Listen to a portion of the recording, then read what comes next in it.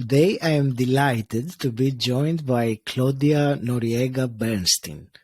Claudia, you are an artist, a published writer, philanthropist, abundance coach, mentor, mother, and wife. You have dedicated the last 12 years of your life to empowering people, especially children and women. As an abundance life coach, you help people to discover and implement the full potential of their own creative powers for personal growth and self-healing. Claudia, welcome to the show. It's such a pleasure to speak with you today. I am so thrilled to be here, and it's a pleasure to talk to you. I have listened to a few of your podcasts, and I found them very uplifting and enlightening, and I love it. So I was really looking forward to have this chat with you. That's brilliant. And now I will make a comment that just came to my mind, that someone listening to us already, because we are two strange accents, one after the other. So this is really something that one will enjoy or they won't. So it's beautiful. We will talk about abundance mainly, Claudia. That's my intention to direct most of the conversation, not all of it though. But before we discuss abundance, I would like to start with a bit of your journey, your background. So usually there is, a transition in people's lives. So would you like to take us back to what were you doing before, some possibly turning point that turned your life into doing what you are doing now? Yes, I had a degree in production and direction of TV and film, so that was my background. I was always working on that, and in a way, when I think about it, it's like when you work on TV. I used to be an actress too, so when you work on TV, you pretend to be somebody when you play a character in front of the camera. And it just dawned on me when, as I was saying this, that's what most of us do in our life. We pretend to play that part. And so I was working on that for a long time. And I think to an extent I was playing a part. And I realized that I wasn't happy and fulfilled. And perhaps that's one of the things that you and I have more in common, that for the world, we had everything. We were established, we had a good job, we had a family, everything was perfect in front of somebody else's eyes. But when I would look at myself in the mirror, I was feeling that I was missing something. It was like, there has to be something else, It's like if I had a pizza and there was one slice missing, in a way. So I started working on myself, and I started discovering things about me that I wasn't aware of, or perhaps they were not available for me because of all my limited beliefs. Everything what I adopted as true since I was a child, because that's how the limited beliefs are. People tell you one thing about you and you adopt that information as true. And one day you wake up and you realize that all those statements or facts in quotes that people have said about yourself are not true. And then you want to find out who you really are and what is your purpose and what is your mission and why you're here for and what is your talent. And as I said in my book, everybody has a gift. You just unwrap it at different times. And that was my time to unwrap my gifts. And I realized that my high, as my husband described it, is to empower others and to see those changes and to see those potentials become real. And I love to do that. So I changed my life 180. I stopped doing what I was doing. It was a perfect timing because my daughters were growing. They were becoming independent. They were going to college. They were doing different things. So for me, it was kind of like my time to do what I really wanted to do. And I was having a conversation with my daughter yesterday, because we were talking about visions and what I wanted to do and what she wanted to do. And she said to me, Mom, do you ever feel bad that you were not able to do certain things because you were a single mom? Because they see my potential. And I said, absolutely not. First of all, I would never put that weight on them. You know, like I could have been this, and that if I wouldn't have to do A, B, C, or D. I would never do that. But the truth is that I enjoy very much being a mom. So I was very present. And I always felt that what is for me is going to come at the right time. I think God times are perfect. The universe, whatever you want to call it, they're perfect, and things come to you at the right time. So now it's my time to do this, and I am having a blast, and I'm enjoying myself. And as I always say, sometimes I'm the teacher and sometimes I'm the student. So it's all good. I'm just very happy to be in this ride. That's fantastic. Thank you for sharing it in such a way. And one thing that came to my mind while you were discussing that, and I want to ask you, because right now you are really, fulfilled and successful in what you do. I want to go back to the beginning when you said that you had the realization and you changed your life 180 around. Was there some difficult moment that you had to face and overcome, or was it because you found your things, shall we say, things started flowing for you? I think that it wasn't like a trauma that made me change my life. I think it was the acknowledgement and the realization that I had all those traumas in the past that I needed to work on. So I started working on myself. It wasn't like I woke up one morning and say, oh my God, this just happened to me. I have to make a change in my life. No, it was a process. And in that process, I started to realizing this limited belief is not true. This trauma taught me something. This other situation wasn't personal. It wasn't against me.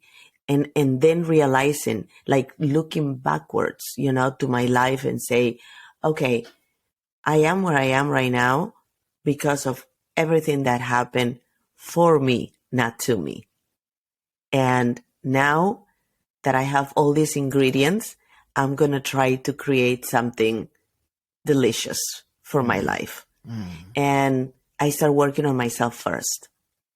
That was the first step, working on myself and kind of going through those ingredients, if you want to call it, and figuring out, okay, where is this coming from? Why do I feel this way? What it is that happened to me 10 years ago, 5 years ago, a year ago that, makes me feel the way I'm feeling right now. And once I understood myself, because I always feel that everything starts with ourselves.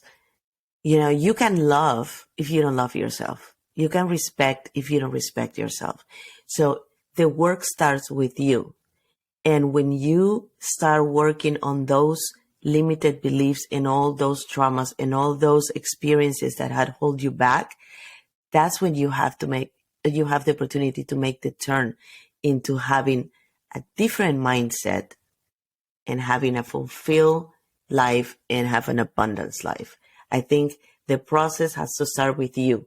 And when I have a client that comes and is so much into the whole of, and I'm talking whole, not the WHOLE, but the whole HOLE, so into the whole that you don't see the light. Right. And you just think this is who I am and this is how my life is going to be. And then you live a life of survival. You're just surviving every day. It's like, I can wait until it's the night so I can go to sleep. But then again, the next morning you start again. But there is no light. So that mentality is like a scarcity mentality. You're never going to grow. You're never going to have the life of abundance that you deserve. I honestly feel we came to this world to be happy. We didn't come to this world to suffer. And yes, there is different circumstances, and geographically, there is huge difference between where you're born and what is your reality. But I truly believe that no matter what is happening in your life, you have the possibility to see a bright side, and you have the possibility to see possibilities. It's really up to you. It's how you face it. That's wonderful. And I have, talking about abundance, and you mentioned scarcity mindset and abundance. What do you think is your number one advice to someone who wants to make that transition in the mindset? What's the number one thing to do in order to go to the other side? And then I will ask you more practical things, but I think this mindset shift is important. Not everyone has understood it, and that's why I'm asking. I believe that to fix a problem, you have to acknowledge first that there is a problem. So when something is not working, the first thing you have to say to yourself is why this is not working. And the why can come both ways, because why this is not working, and then why do I want a different life? Because that second why is going to be your fuel to start making the changes that you need to make to achieve the life that you want. That's great. And thanks for that. It's as I said, it's important. And these practical things, I always enjoy during the podcast conversations to offer to the listeners some things like that, some exercise or a question. Now that you said why is it not working, just spending the time to answer that question or ponder on that question can lead to great insights. So it's always great to share them. Talking about abundance, the first question that I want to ask you, how do you define abundance? What is abundance for you, Claudia? Abundance is a lot of something. When you have a lot of something, you have abundance in your life. Now, the conversation can go two ways, because some people think that a lot of something is a lot of material things. I have abundance because I have a big house. I have abundance because I have 2 cars, or I make a lot of money. But then you wake up one day and you feel poor because you have all these things, but you don't have what makes you happy. I just read a story about this father that took his kid to a very poor village to show him how privileged he was. And when he came back, the child says, we are the poor ones because they are not watching TV all day. They're playing in the park. We're not sitting in the table with our phone. They're talking to each other. So it's how you see abundance. For me, abundance is a lot of love. It's a lot of friendship. It's a lot of happy moments. It's a lot of health. It's a lot of precious moments. That is abundance for me. And it's a lot of possibility as well. So when I face the day every day, I don't face the day thinking what I have to do. I face the day thinking what I get to do. And that immediately shifts my perception. Because you can be sitting in a car and thinking, oh my God, I am so frustrated because there is so much traffic. I don't know, I'm going to be late. All that is not going to change that present moment. Your attitude can change the present moment. Okay, I'm in traffic. I'm going to listen to a podcast, or I'm going to practice my language that I'm trying to learn, or I am going to have, a silly moment with a silly song that is playing in the radio. It's your choice. And if people would really realize that every day we have the choice to make it or break it, because it's just like that. We have that choice. And if we choose to be positive, to have an abundance mindset and think, look how lucky I am. I'm sitting in this car instead of being in the middle of a country that is in war, for example. I'm sitting in this car, and yes, I am in traffic, but I'm listening to music. And you know what? Me being upset or being stressed out is not going to make me get wherever I need to get faster. So let's just be present. Where are you right now? What can I do right now?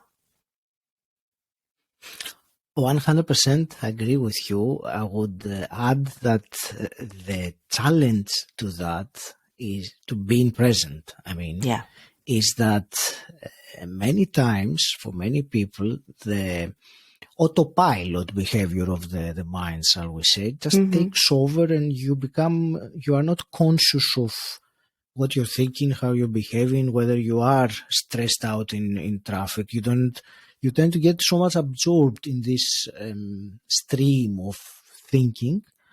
So I think that's the challenge there, to be able to catch yourself that, whoa, okay, I'm really drifting away. Let me be present. It's a constant reminder. Yes. Yeah, I actually have 7 steps to achieve that abundance. And I'll tell you really, I mean, I'm not going to expand, but I'll just name them to you. Sure. The first thing, what I said before, you have to acknowledge the problem. So you have to be mindful. You have to be in that moment aware of where you are, your surroundings, be present, not in the past, not in the future, right now, where I am. That's the first step. Second step is to practice gratitude. And you don't practice gratitude just by saying, oh my God, thank God, I didn't do this. Oh my God, it's a great thing that it's not going to rain today. No, like really practice gratitude. Really be aware of the blessings that you have and really be thankful and say it out loud. You know, I am so grateful that I have health today. I am so grateful that I can see the world, that I'm not blind, that I can see my kids growing up and my children having children and this beautiful world that we share. You know, be really grateful for what it is. Number 3 is believe in possibilities. You really got to believe that there are possibilities, not problems, not walls, not inconvenience, but possibilities. We live in a life in a world with possibilities. We more than a lot of other people in the world. So see those possibilities, because those possibilities are available for you. Number 4 is always surround yourself with positive people. It's very important who's your tribe, who you allowed in your life. If you're going to have people around you that is always negative, that is always thinking, this is not going to happen, I hate this job, I don't like this country, I don't like this politics, then you are carrying that weight of those people. But if you surround yourself with people that are uplifting and they see possibilities and things and they greet you already with a smile, then your whole attitude is going to change. So I think it's very, very important to surround yourself with people that are going to bring that to your life. Also, I think it's number 5 is meditate. I think meditating, and I know you're fond of it. I know you just went away to do a meditation retreat, correct? Yes, I did a 10-day silent day Vipassana retreat. So meditation is one of the best ways that I found to be more in control of my mental and emotional state. I can't say I have mastered it yet, far from it, but it is, a journey of learning for me. Meditation. It's all about practice. Right. But when we pause and we meditate, and people think that when they meditate, they have to have a blank mind the whole time. Your thoughts are going to come, but it's the ability of get rid of those thoughts and go back into your blank canvas so your mind can rest. I think meditation and calming your mind allow those positive things in the world to come to you, because it's like you have your mind all crowded, so you're making space for that.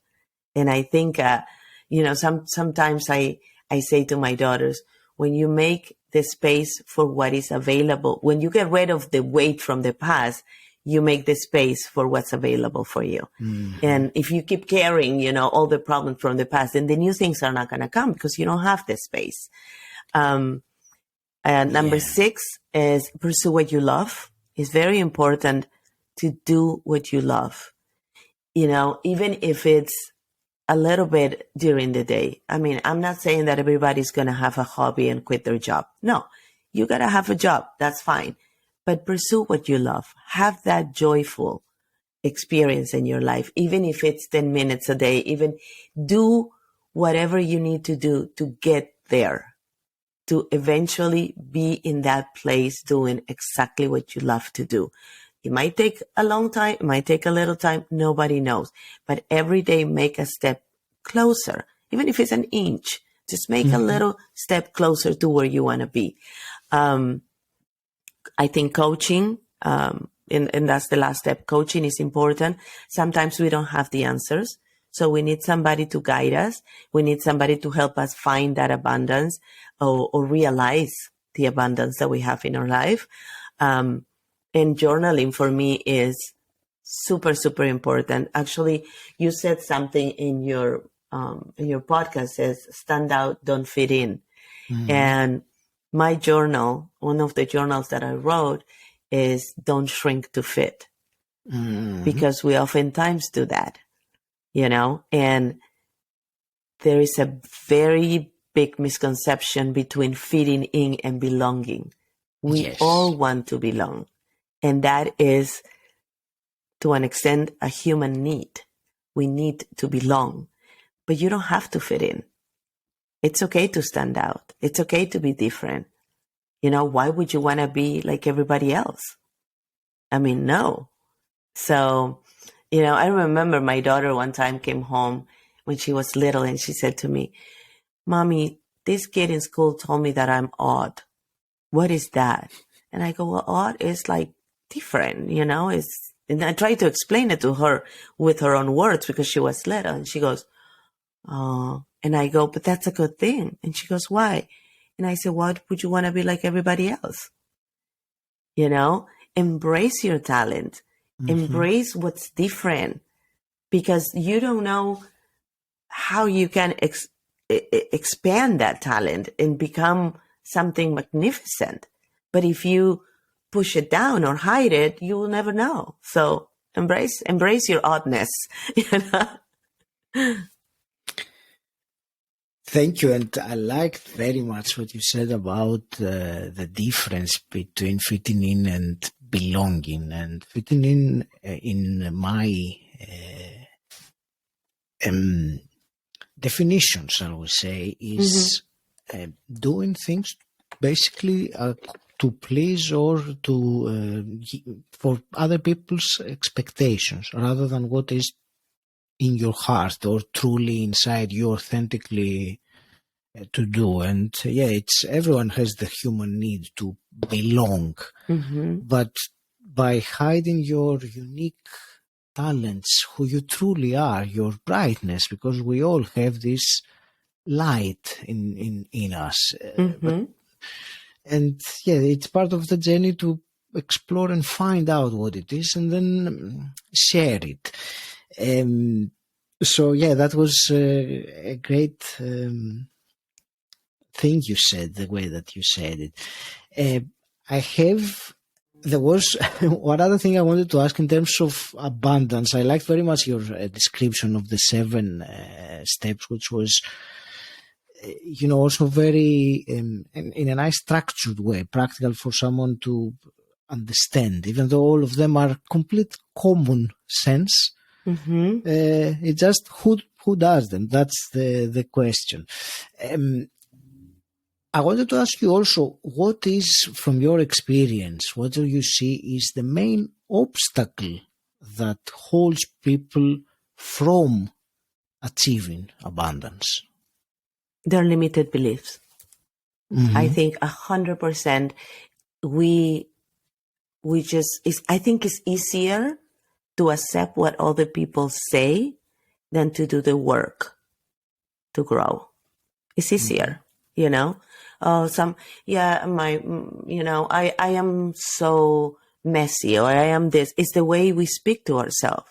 If we only can stop and realize how important it is, the way we speak to ourselves, our thoughts, what we say.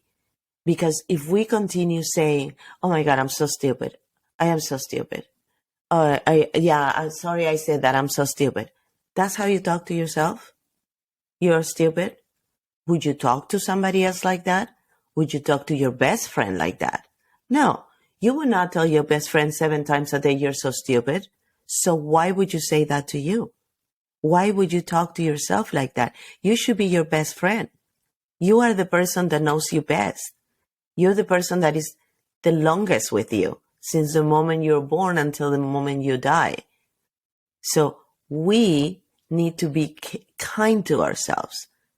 We need to talk to ourselves like we are the most precious thing in this world.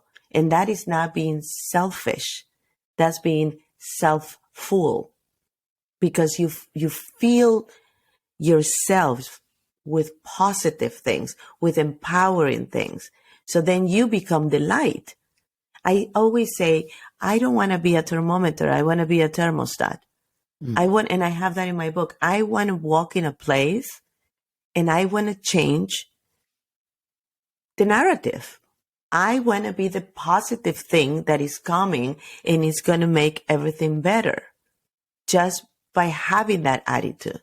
I think that's so important. And when we start listening to what everybody else have to say about us, then again, we pretend. We become this actor that are pretending to play this part created by everybody that is around us. But that's not really us. That's an imaginary character created by everybody else's opinion.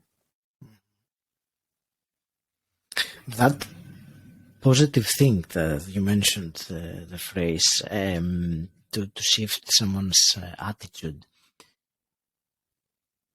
Will you give to the listener right now one piece of advice, some practical thing, one actionable thing to really hammer that down home? And actually, I think it's so important that if we can, share something more practical about it, it would be perfect. One exercise that is very easy to do is just to grab a piece of paper and write the positive and the good things about yourself, which is hard sometimes, because you think, oh, I'm self-centered, I'm this, no. Tell me positive things about yourself. What can you bring to the table? Who are you? You know what I'm saying? And then you write them down. I am talented. I'm smart. I'm kind. I'm compassionate. I'm loving.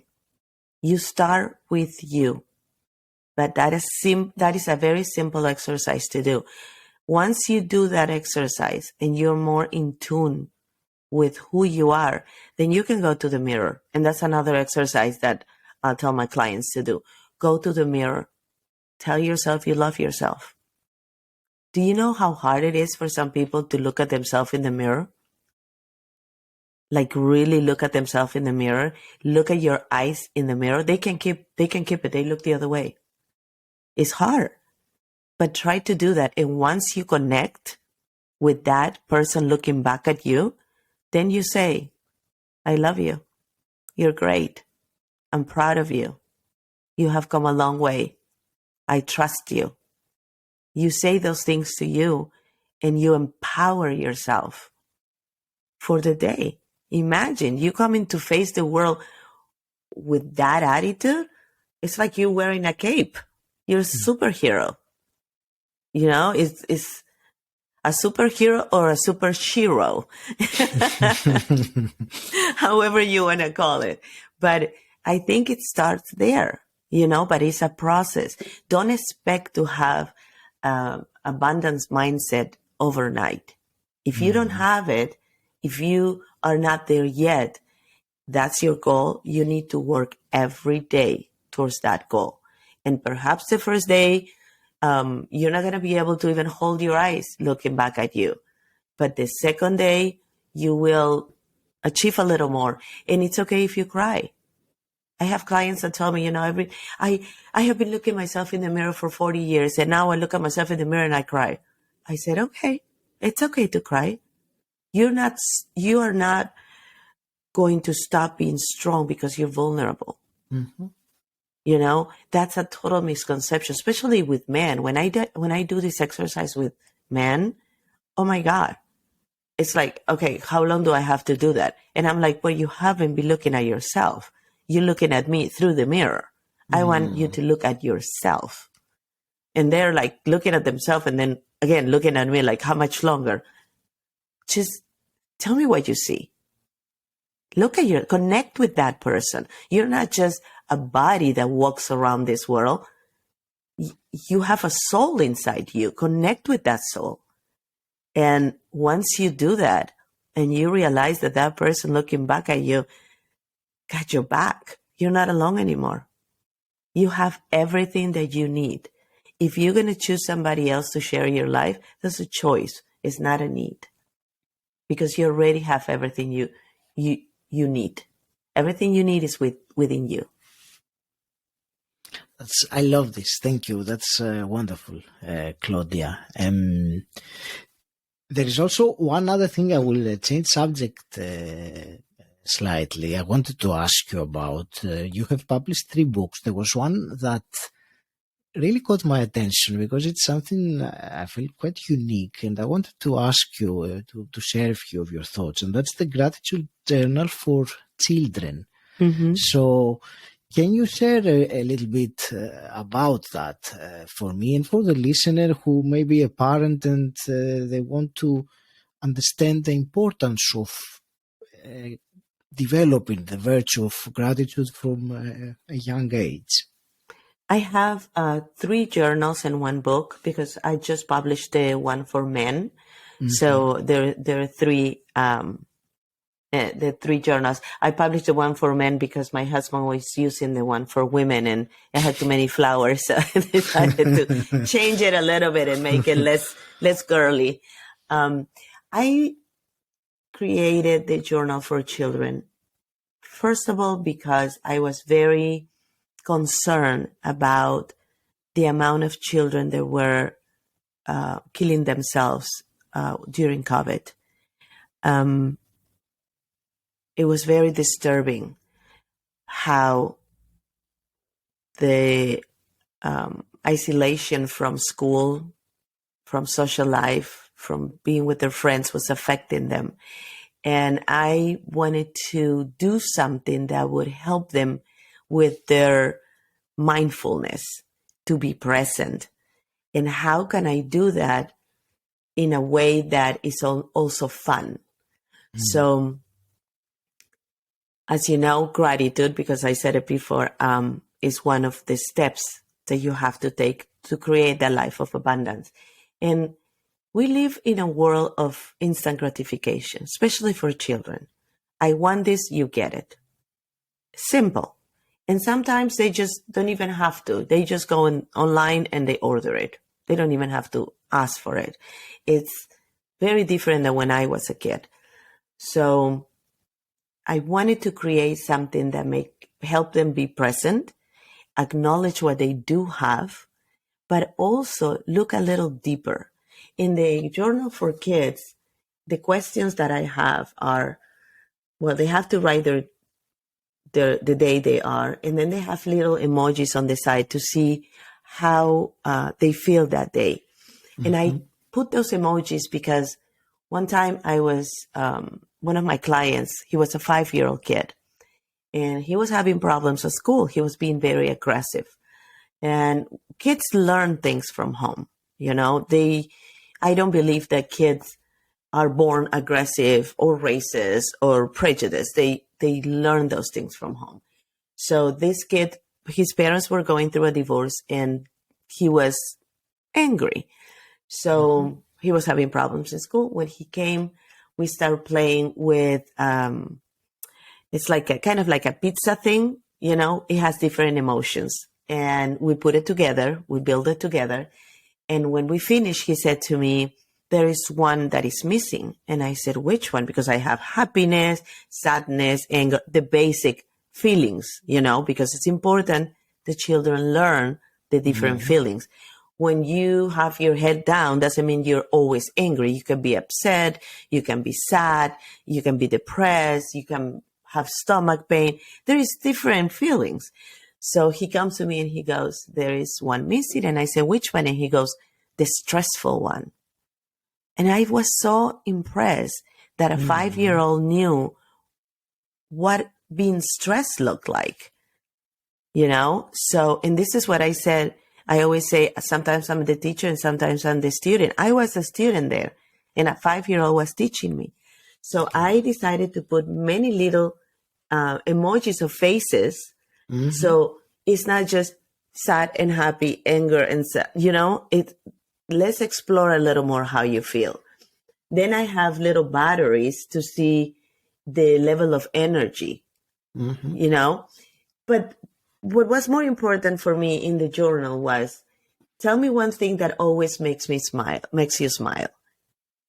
So you bring the kid to a positive place. Immediately, we're going to think about something that makes me smile. I love when, and they have to finish the sentence. Another positive thing.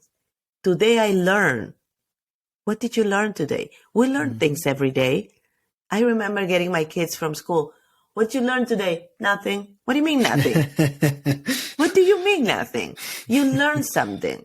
Even if it's like, if you don't tie your shoes, you're going to trip and fall. That's a lesson. So you learn something. Today I appreciated, tell me who or what you're thankful for. So they have to really go back and see, I am thankful for my friend Tommy, or I am thankful that I was able to do PE today because it wasn't raining.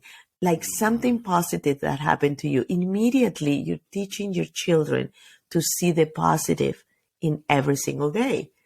One thing that was hard for me today, it's okay. It's okay to say, I had a problem with math, or I had a problem talking to the new kid in the school. Why? Let's talk about it. These are all opportunities for the parents to have a conversation with the kid. And then my good deed of the day was, because I think it's very important that we teach our kids to pay forward. Not only to be grateful for what we have, but also to help, to be kind to others. And then at the end of the book, at the end of each page, I have a little quote, which I have it in my other journals too, but this is more like for kids.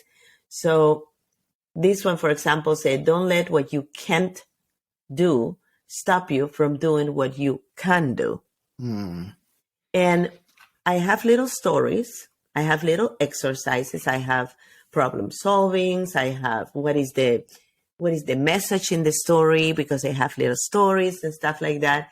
And then, you know, big quotes that empower kids. You are amazing just the way you are. You know, and during the whole journal, I have different things that would help the parents communicate better with the kids, help the kids be more present and grateful, and also learn, because you learn every day with different things. I thought it was so important to teach kids to be present and to be mindful and to be grateful since they're little. So then that has a ripple effect. You don't know when that kid is going to talk to another kid, and, you know, and that brings me back to one time when one of my daughters she was in kindergarten, my middle daughter, Isabella. I went to pick her up from school, and this lady knocked on my window. And I look at her, and I didn't know who she was, put my window down. She gave me $1. And I said, why are you giving me $1? And she goes, your daughter gave $1 to my daughter today. And I said, Isa, why did you give her $1? And because I always put $1 just in case in their lunch bag. And we're talking about 27 years ago. And she said to me, because her parents are getting divorced and she's going to need it. But I thought it was cute, but at the same token, how generous of her to do that. And then the mind process. So, those little things are so amazing to me because kids are always listening. They're sponges. They're watching us. And if we can teach them since they're little to help the other one, to be mindful of the people around you and care enough to connect. We can connect with people in the grocery store. We can connect with people on the bus. We can connect with people everywhere. And you don't know who needs at that moment a smile, an empowering phrase, a pat in the back. So I love that I am able to create, in this case, this journal for kids that open those possibilities for them. That's wonderful. I realized when you were saying that I only started journaling myself when I was in my 20s, and the real detailed journaling that I do now, it's probably the last 7 years or 6-7 years. So, but I wish I had a journal like the one that you have for children when I was growing up. That would be amazing. So thank you. I really enjoyed what you do there and the description of the journal. I do have, Claudia, a couple of quick fire questions to start wrapping this conversation up. Before I go there, I would like to ask you, where would you direct the listener that has enjoyed the conversation and wants to connect with you and find out more about what you do? I have a website. It's called, just like my book, brighterdaysbook.com. I have my Instagram too. They can connect through my Instagram. It's called 𝗁𝗲𝗄𝘆𝗀, my Instagram. That's nice. And well, first of all, because I didn't want to use a bad word. And second of all, because I do believe in Cinderella stories. I do believe that you're going to have the right person coming to you and you can have your happily ever after.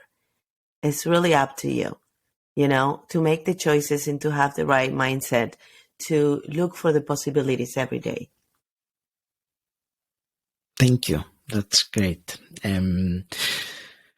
So just some final rapid fire questions then, Claudia. And the first one I always ask is, what does personal development mean to you? To grow. And I am a believer that people don't change, people grow. When somebody says, oh, no, that person has changed. If the person doesn't open their mouth, it's the same person. It doesn't change. It just grows. And when you grow and you are open to growing, then everything else falls into place. That's great. And let's say you could go back in time and meet your 18-year-old self. What's one piece of advice you would give her? I would tell her, it's funny you say 18-year-old because, excuse me, that was before I got married, but right before I got married. But I would have said to her not to get married. I would say to her, you don't have to do what they're telling you to do. You do what you want to do because you are going to be okay, because you have what you need. So if I would go back to my 18-year-old, I would give her a hug and I would say, do what you want to do, not what they're telling you to do. Thank you. Claudia, I have really enjoyed our conversation today. Thank you so much for sharing this amazingly positive outlook with us today. I mean, it was coming through, even though we're on the other side of the ocean, it is coming through my screen and my headphones. So thank you very much for this. I want to wish you all the very best with your mission and keeping on empowering others. Last parting words from you? One person at a time, right? We can change this world one person at a time. We don't have to go and try to change, a whole stadium. Just, start with you. Mm-hmm. Start with you. And then you can start with the next person and the next person. And especially with children, if we start changing the mentality and teaching kids what really is important in life, then we can give them the possibility to have an abundant life. And I think we all deserve it, and we all have it if we want to. Thank you. It was a